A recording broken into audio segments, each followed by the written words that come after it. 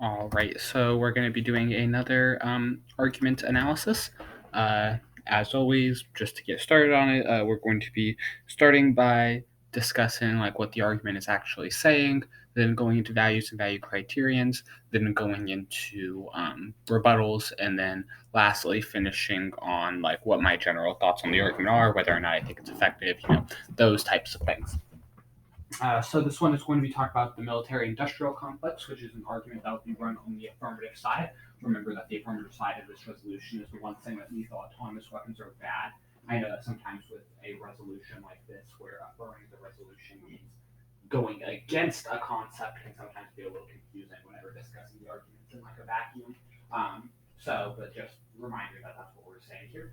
So the military-industrial complex argument is it's a slightly more complicated one than what we've generally been working with, but I still don't think it's too hard to comprehend. Essentially, what it's arguing is that if we allow lethal autonomous weapons, it's going to allow the military to become more and more like interconnected with our society. The military-industrial complex, just in general, refers to this idea of the military kind of like being in like all parts of our society. So I talked about in one of the previous videos, like having army recruiters come to your school. That'd be an example of the military-industrial complex because the military is like very intertwined, even in like our school system. It's like viewed as acceptable for them to go in and like try and recruit kids at a school. So the argument here is that lethal autonomous weapons are going to continue to like encourage this concept. Now the warrants behind this are going to differ. A large portion of it, I think is going to come down to desensitizing people to war, which is why this one is very related to arguments that we've already talked about.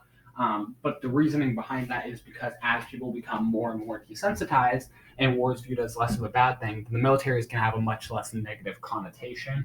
It's going to be viewed as like more acceptable to have these like bigger interventions within society for the military.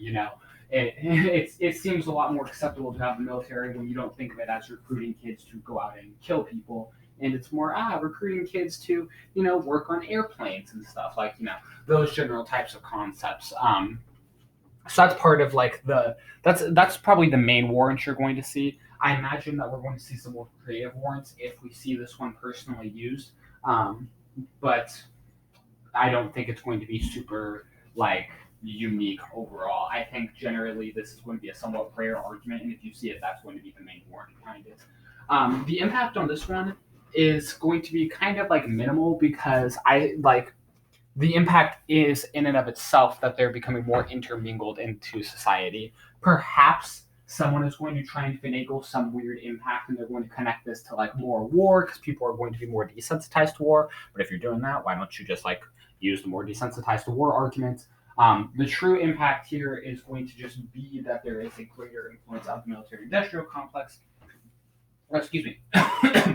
Because this is going to be a generally Kantian argument, which is a nice transition into our value criterion. And it's just going to be like any of those deontological frameworks.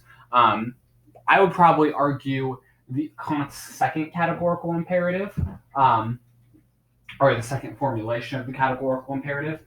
For those of you that don't remember the exact like specific terminology, Kant's second formulation of the categorical imperative, is the one that states that you cannot use people as a means to an end, but you should treat them as an end in their own right.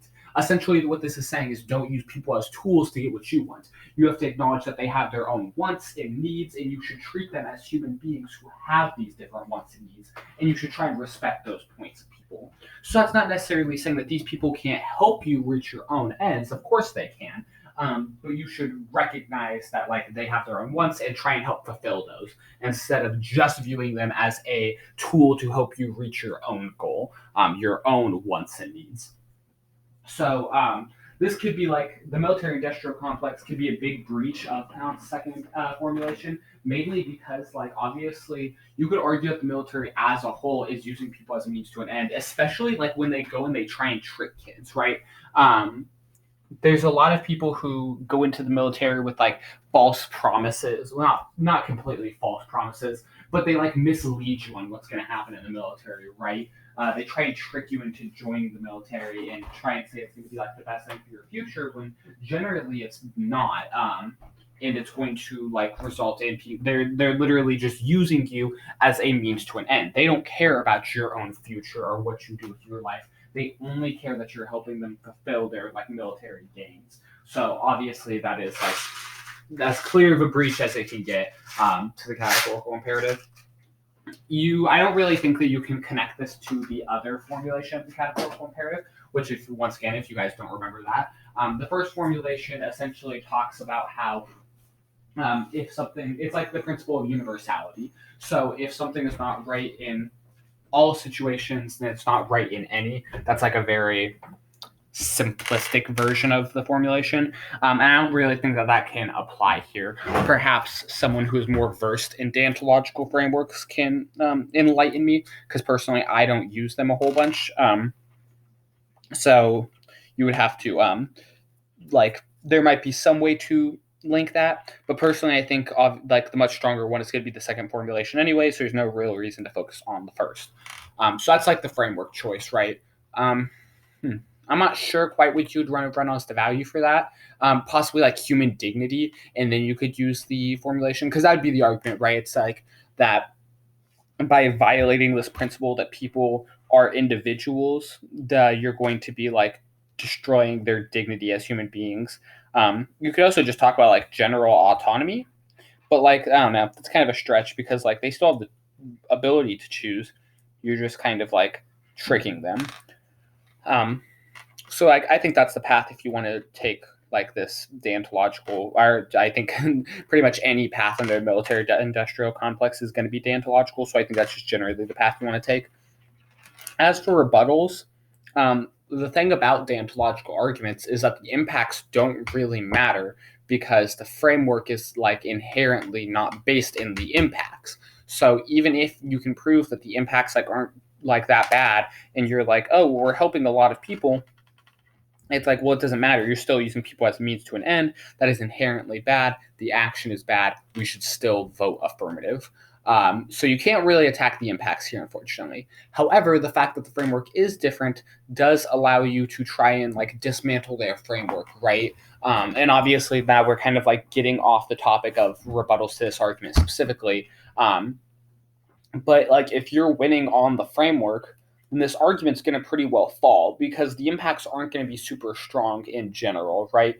And then your impacts should definitely outweigh on the neg case. If you don't, then either your case got destroyed, or like you just have really weak impacts. Like I don't know how you would get to that point. So you should, if you can win on the framework, then that'll be the first step. But otherwise, you're still going to probably want to put some like other responses onto this. So it's going to come with attacking the warrants.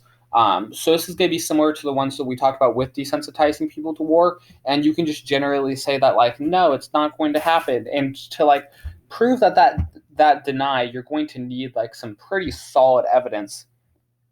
But I also think the affirmative is going to be lacking on evidence that it's actually desensitizing people as well.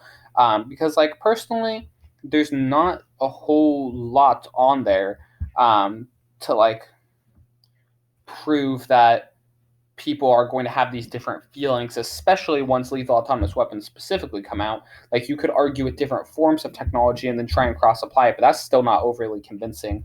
Beyond that, I also think that, like, that's the thing, is that there doesn't really have to be solvency on a deontological argument, but I still think you could just hit this with non-unique and just being like, we're going to see this violation of the second formulation no matter what happens, because like the military-industrial complex is always going to be there.